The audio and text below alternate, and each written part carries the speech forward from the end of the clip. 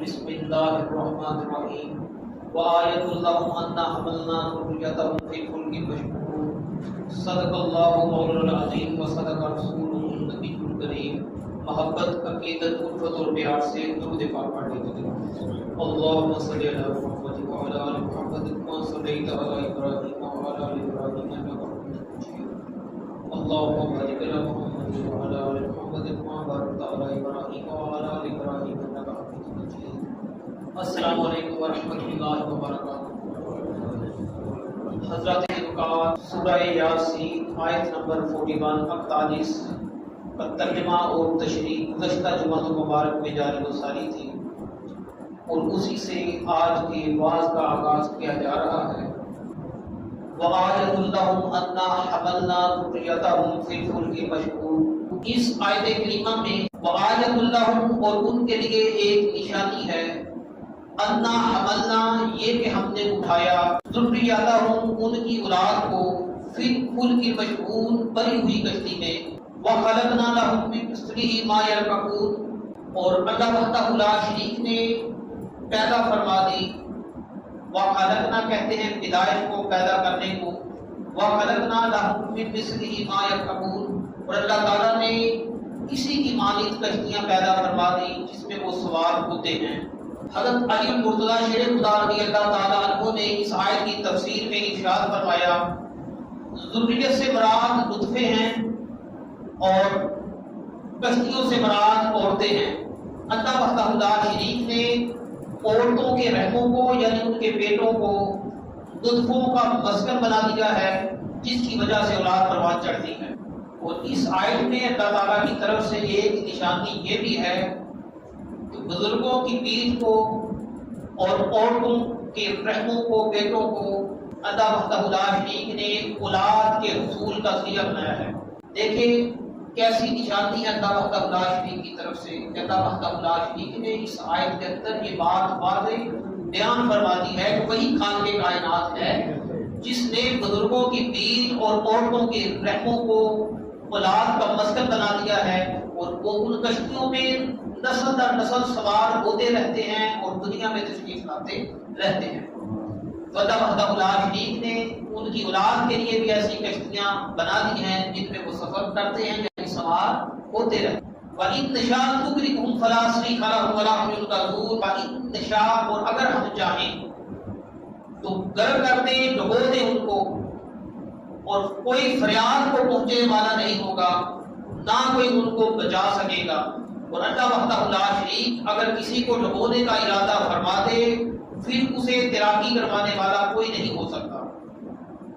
اس آیت کے اندر اللہ وحدہ لا شریک نے واضح بتلا دیا کہ زندگی بھی ہمارے ہاتھ میں ہے، موت بھی ہمارے ہاتھ میں ہے۔ ہم جس کو چاہتے ہیں غرق ہونے سے بچا سکتے ہیں۔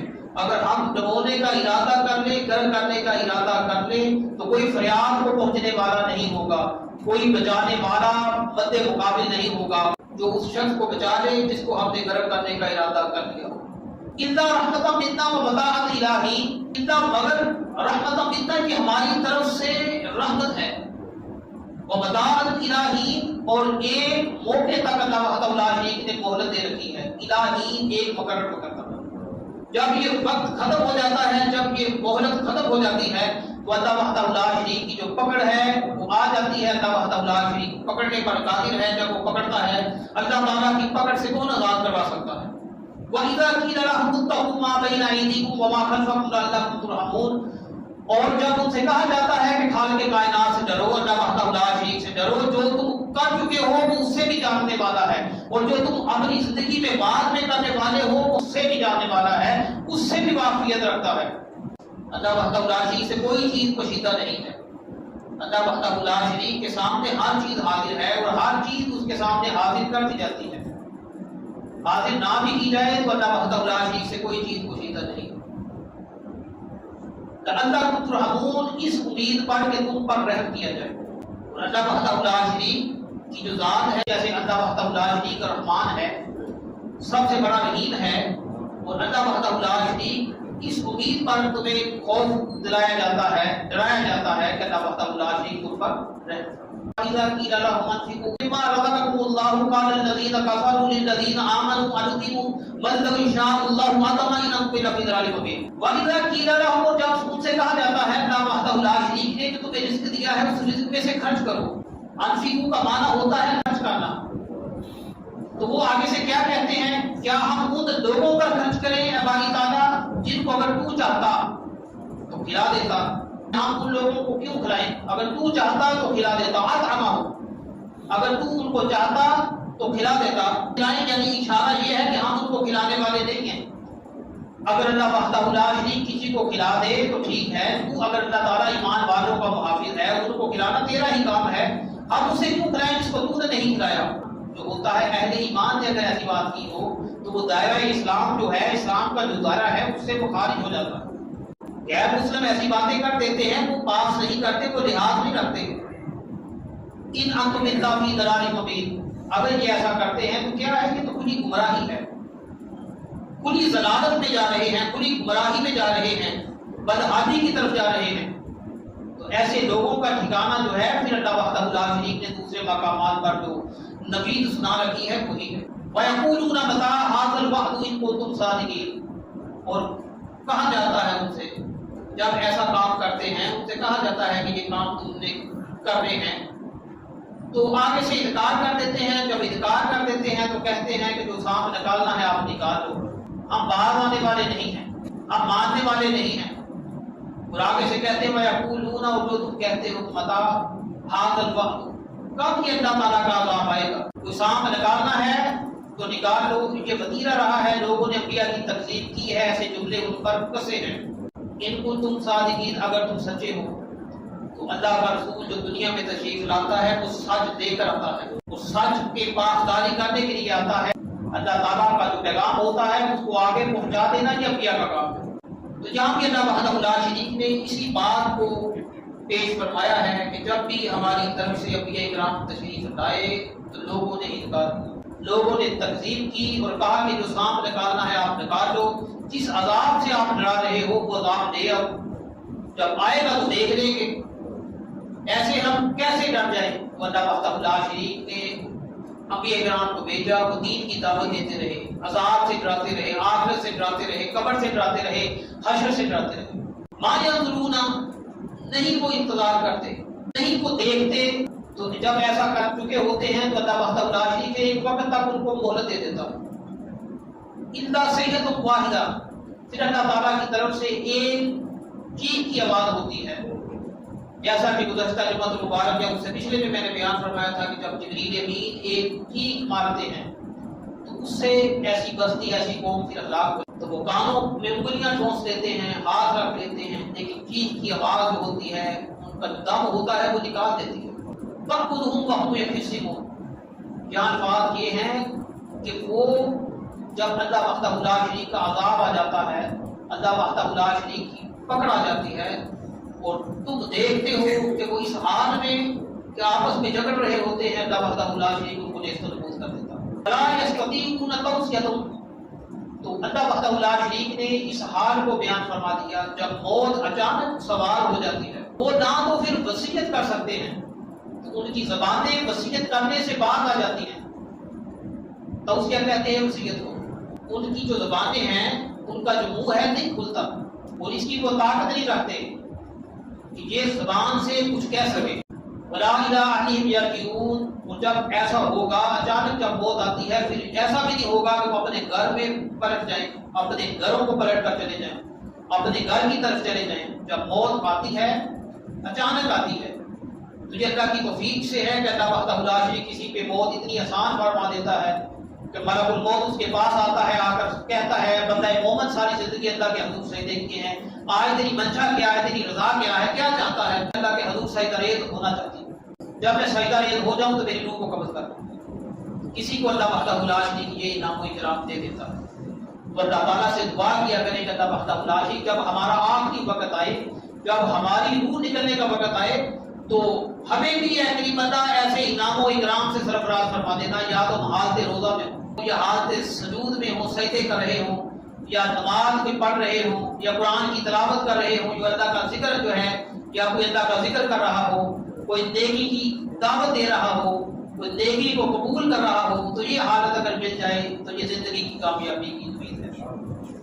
تو اللہ تعالیٰ سے ایسی موت کو طلب کرتے ہیں کہ اے میری بندہ، تو نے ہمیں ایسی موت عطا فرما دے، تو ہمیں ایسی موت عطا فرمانے پر قادر بھی ہے۔ اگر ایسا ممکن ہو جائے کہ ہمارا آخری وقت ہو اور ہمارے لبوں پر لا الہ الا اللہ محمد رسول اللہ جاری تو حضور اکرم صلی اللہ علیہ وآلہ وسلم نے فرمایا جس کا آخری کلام لا الہ الا اللہ داخل الجنہ، اللہ تعالیٰ اس کو داخل جنت تو اللہ تعالیٰ سے دعا کیا کرے۔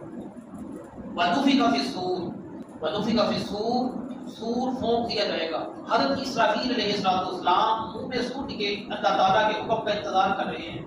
جیسے ہی اللہ وحدہ لا شریک کا حکم ہوگا وہ جو سور ہے وہ پھونک دیا جائے گا، اور اس کی آواز ایسی سریلی ہوگی کبھی انسانوں نے ایسی آواز نہ سنی ہوگی، لیکن جیسے جیسے وقت گزرتا چلا جائے گا وہی آواز جو ہے بھیانک روپ ڈال دے گی، وہی آواز بھیانک ہو جائے گی، ڈراؤنی ہو جائے گی، اور اسی کی وجہ سے انسان دیکھ و نبود ہو جائے گا۔